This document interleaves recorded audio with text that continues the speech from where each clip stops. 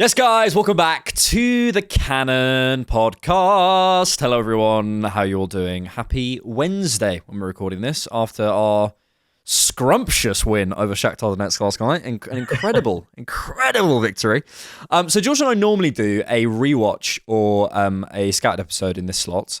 But frankly, I texted George last night. I was like, I don't want to do a rewatch. And I don't think anyone else wants to do a rewatch. So we're going to do what all content creators do when they run out of ideas, a Q&A. Let's go. No, we have actually wanted to do one of these for a while. We haven't done one of these for a while. So thank you for getting in your questions, patrons and YouTube members. If you're watching us on YouTube, you get the first 20 or so minutes of this free, and then the rest of it will be free on a free trial if you want to check out the Patreon, if you want to, but no pressure at all. We'd love you there if you want to be. Hello, George. Hello. How are you? I've had a bit of a weird morning. You're not happy about I'm not happy about a certain haircut situation. So I'm pretty militant that you should never cheat on your barber. But I'm close. I am close, right? So it's not actually that bad, but he's basically like giving me wings. So right, context. So we have barbers just down the road. We've been with them for like a year. All my housemates, two of them. We all go to the same barber. It was the same dude. It was like boss. It was the boss. You know what I mean? He's the guy. Right. Then there's another guy who doesn't speak as much, but he's just as good. And they've just got a new guy. And he barely says anything. We call him Professor F my S up. No. And I can't say that because we're on YouTube. But Professor F my S up, and you know what I mean? Because he F's our S up every time. And he's giving me like wings. And I don't like, and there's another barber's near us, and we're starting to go. But the problem is he works there enough that you might get him. Do you know what I mean? They're on like a rotation, and I just don't know what to do because I don't want to cheat on my barbers. I'm English, so I couldn't just communicate and say, I'm obviously not doing that. You know what's wild? I feel like as men, we are so afraid to tell people that screw up your hair. Like, I don't know what it is. Like, 100%, you got to be like, bro, like, this is not working. You've got to shave it on the sides or do something. Like, I'm very like girly with my hair. I have to go to the same guy. I have to get it done every 4 weeks. It's just something that I got to do. I think I should communicate with him, but the problem is I'm like, oh yeah, it's great, man. Just this, like, I just need you to get rid of this. And then he's like, yeah. And then he does it. And I'm like, no, just a bit more. And then I feel like I've said it too many times that I'm just like, it's not getting through. But I don't want to cheat on the barbers, but also because I know the main guy. I'm in a proper conundrum. You're in a predicament. Maybe you should just have a barber to come as a friend. To my maybe one of us should learn barbering. There you go. I've always thought this. I've always been quite interested in like the technique and stuff. Anyway, we're getting sidetracked. This is a football podcast. Thank you all. So we asked our patrons and YouTube members to send in some questions, which they have done. So thank you all so much. And we'll start. George, why don't we start with you? You pick us a question to kick us off on this beautiful Q&A on this beautiful Wednesday. Thank you.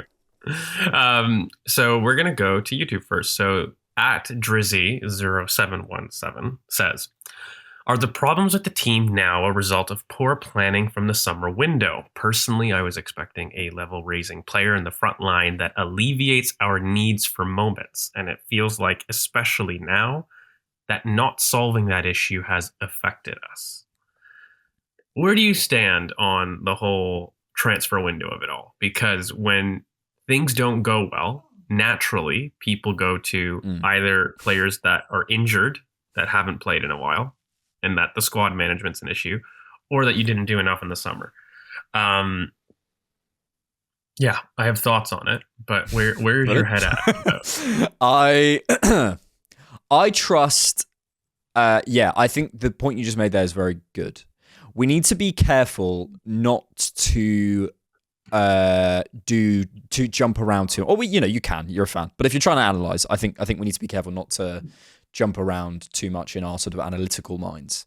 And I think in the summer, we both felt, and I think we shared a feeling, that we didn't go and do the superstar forward signing that we wanted, but we still feel we did enough to win the league. So I'm sat here going, I kind of I don't think we did enough in the summer, and I'm going to quantify that in just a second. But I still feel we did enough to win the league, especially with Rodri now out, especially with what's coming down the pipeline for City. So I think there's a context to what we did in the summer. I'm always aware that how little we know. And we want that player. We want that ref. I'm not even going to name a name, but pick your name because people get attached to names. But pick your name, whether it's an Osman or a Leao, whatever it is. I did just know names.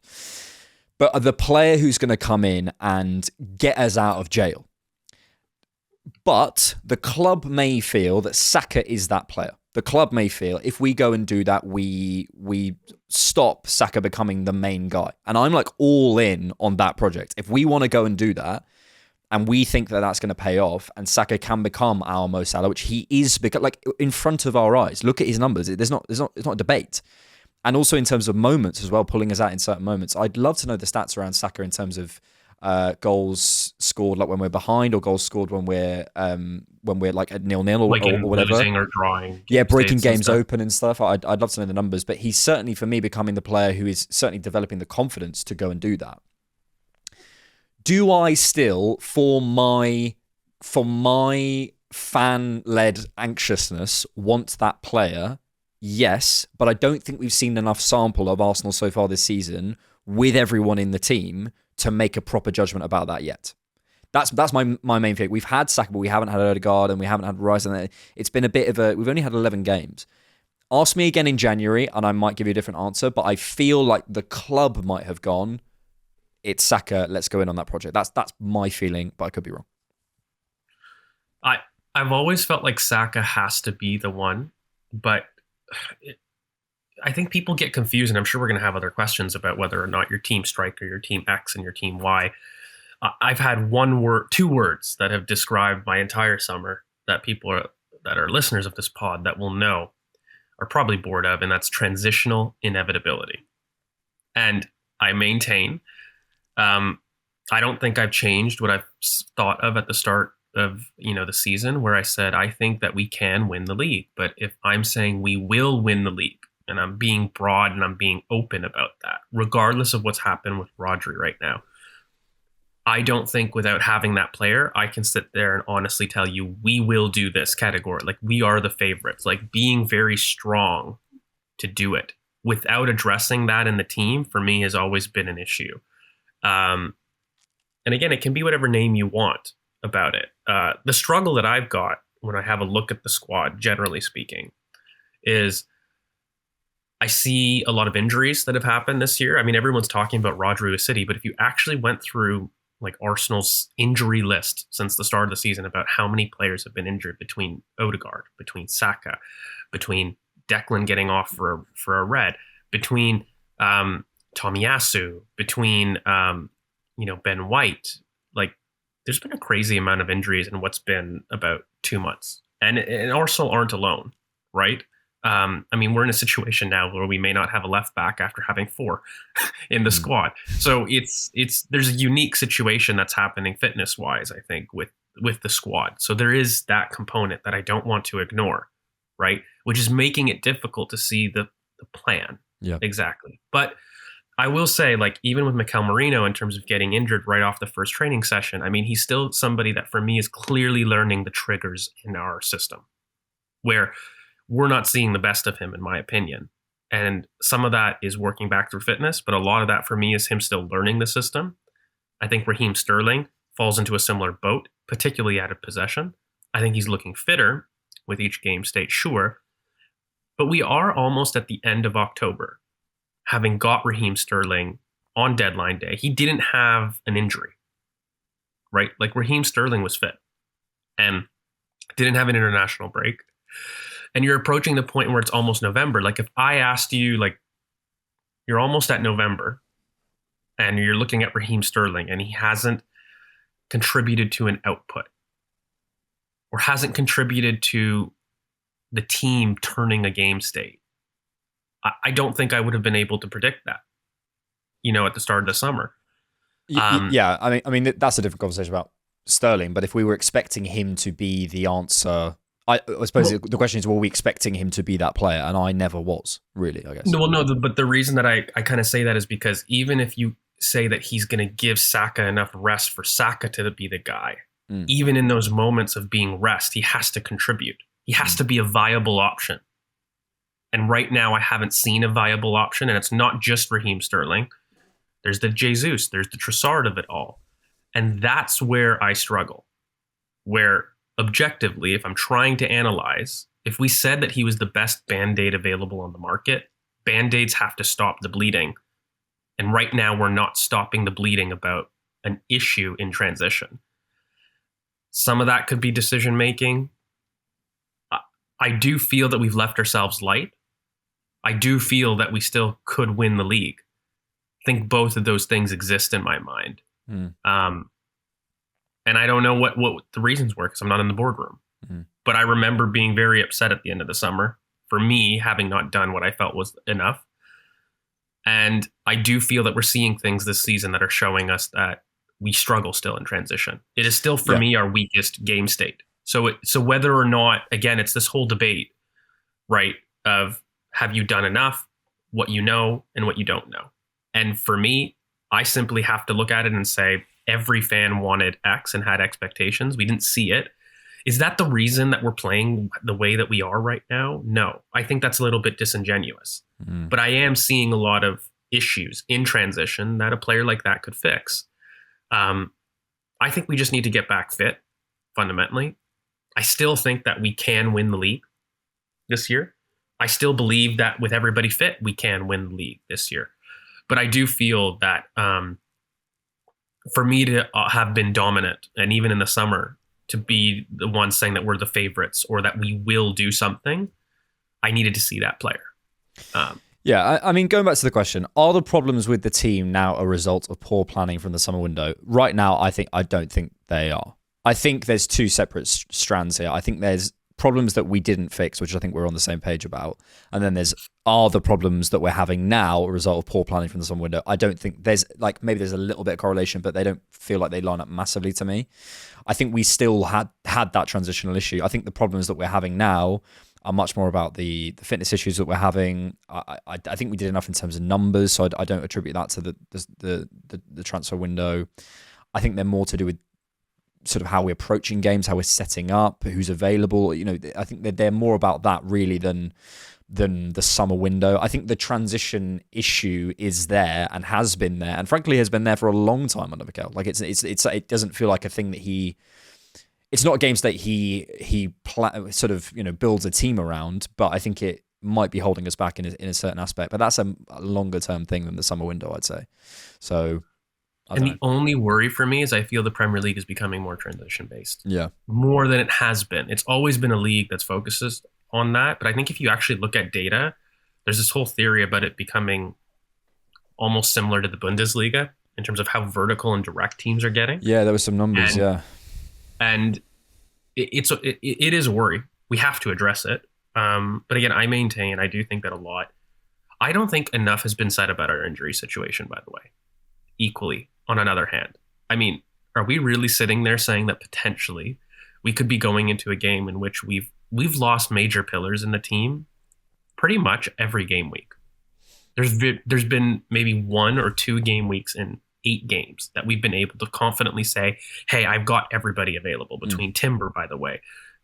If you really go through the injury list, it's actually quite significant. So I don't buy this whole thing, even though that City have lost a key pillar in Rodri.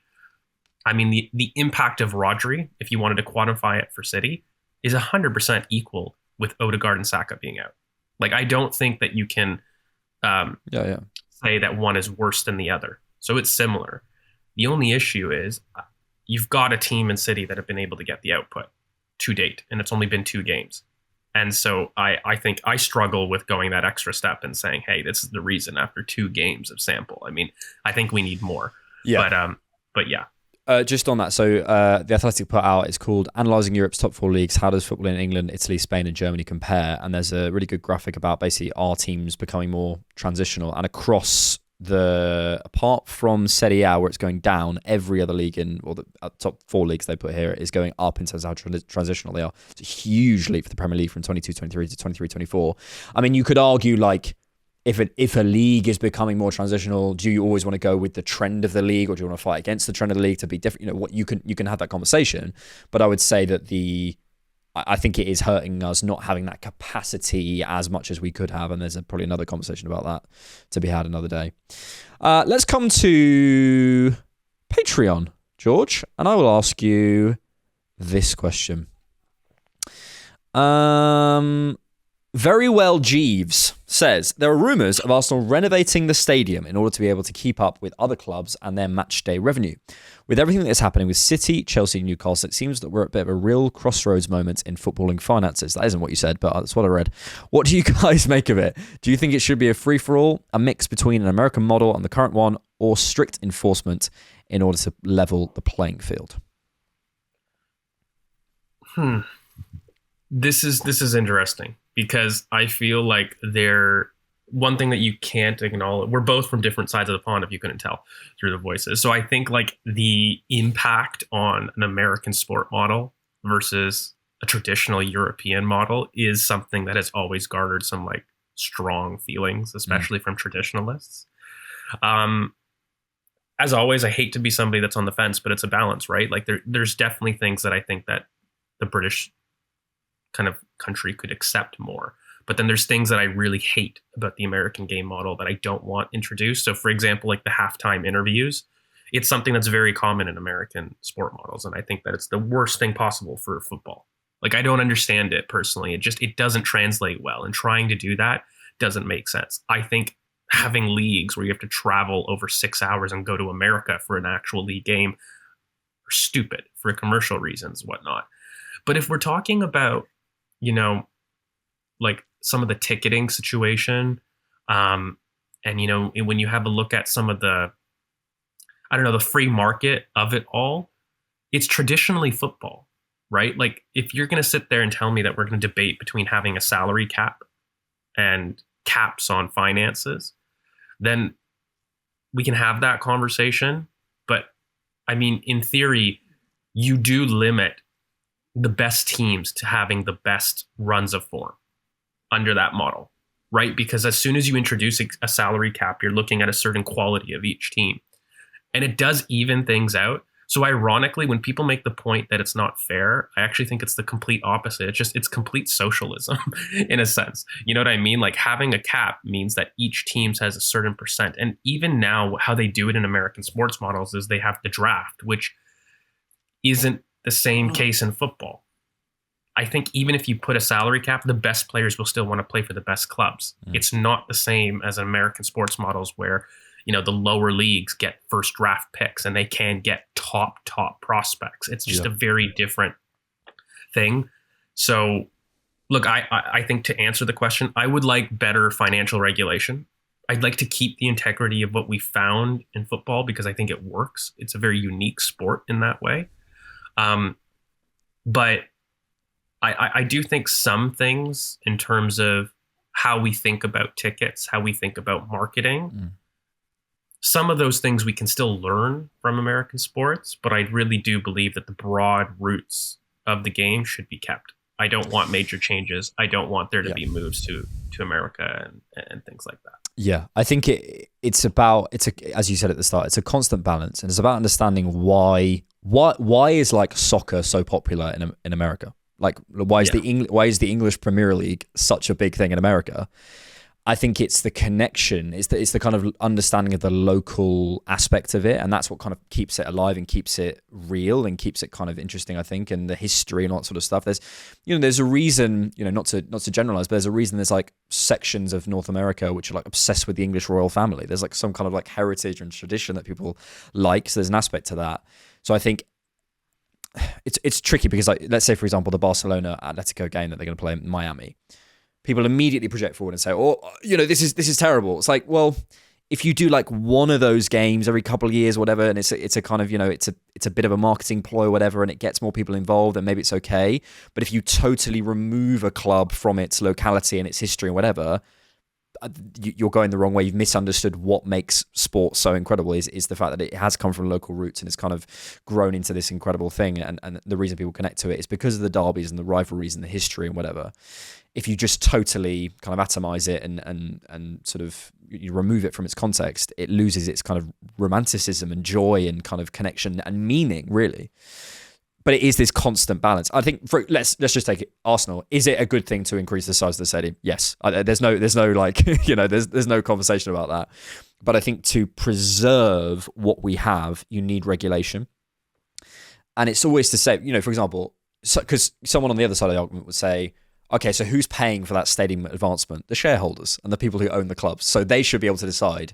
It's like you have to have a kind of balance between, yes, maybe we can do this, we can have a game here, we can increase this, we can work on the ticket side of things, we can get more hospitality or whatever, but then going too far to say Man City scrapping season tickets and just completely removing the aspects of the locality, that's too far. And it's always a balance, and that's why there needs to be a regulator, in my opinion, that can preserve the fundamental integrity of the sport while also and also accepting that shareholders want to increase their profits, etc., etc., and that's what drives it, and that's what pays for it. There's got to be a balance, and I think there's people on both sides that I disagree with. Some people who are like, this is exactly where the sport needs to go, and halftime interviews, and this needs playing Arsenal games in wherever we want to go over the 38 game league season. You will ruin the sport. But if you also don't move with the times, you'll also ruin the sport because it won't be able to grow and at a healthy pace. So, well, for example, at risk of reopening, which we actually have some questions on it, but I mean things like how we handle officiating in North America, and I think it is much better. I actually think it's brilliant. Yeah, and you've got to take on those. Yeah, what's weird is like we definitely have aspects that we can take between both, but I'm kind of with you. I think football's for the players. Something I really maintain and I believe in. And so I always put that at the back of my mind. So is it smart for a player to travel 6 hours to play a 90-minute game? Yeah. No. That's horrible for player welfare, so scrap it. And I kind of feel like, is it beneficial for a player to skip out on halftime, key tactical instruction to deliver an interview for fans that could be done 45 minutes later? No. Stupid. So I always guide what is best for the players as opposed to anything else. And I think if you have that model, you will be successful in terms of adopting change or not adopting change. I think I'd say what's best for the product, which may be a slightly more capitalist viewpoint on it, but one game where you travel and you're going like, this is a really strategic thing. We think it can help La Liga and help La Liga as a whole and pull more people in or whatever more, and eventually increase the revenues down the line and keep the sport at the level it can be. It's a constant weighing thing. So what's best for football sometimes in one isolated incident might not be best for the players, but is it best for football? And Tim Stillman put a tweet yesterday out. Actually, I'll try and read it, it was really, really good. I think we're going to see more games like the one last night. If there's more and more games, there's going to be. Hang on, I'll read it because it was a really good thing he said. Let me try and find it. I think I put it in our Discord as well. Here we go. Tim Stillman said, ultimately, with the increase in fixtures, we're going to have to get used to games where key players are injured and plenty of games where big teams just try to get through and make sure the scoreboard looks right at full time. This is the future of football. Fans don't want and haven't asked for these extra games. Players haven't, but the sponsors must be pleased. So attritional win with minimum fuss type football, and teams like Arsenal can do that to teams like Shakhtar due to the financial disparity, is what football is in 2024. For me, that's a very bleak look. I would be somewhere more in the middle, shock. And I would say... centrist dad over here, and say it's got to be about a balance. Ultimately, it's a regulator would say what's best for the product, and that is always going to be okay. Can we push one more game? There's certain players you can do it, but going too far and suggesting that this is going to be the future of football, I don't really agree with. But if we keep going down this road and have more, it will affect the product. It will affect the quality of the games, and interest will just drop off. So there has to be this constant balancing act. And I think most of the time we get it right. I think we can be pretty doomer about that stuff. But look where the game is. Yes, there's problems. I'm not saying there aren't, but it's in a pretty good place. Yeah. It's difficult because you just don't want to have like a snowball effect. Like I think for me, one thing that I could maybe compromise on, for example, is if we introduced like a winter break. And I know we joke that Arsenal went to Dubai, but if teams want to go to America, then no problem. Like, you do that, right? Like, but you make a winter break. The thing that I would have a problem with, which I haven't quite seen, to be fair, is like, but I fear is coming in the middle of the season. You pick a November, you can pick February, but in the middle of a season, you must travel to America. I think is weird. Like, I would not. I think that's too far. But if you wanted to introduce like commercial aspects, then introduce a winter break, lower the amount of games, have a 2-week break, and then you could do what you want. Either you want to go to Asia, Dubai, you do that, then I could understand that. I am afraid of what Tim has said, to be honest with you.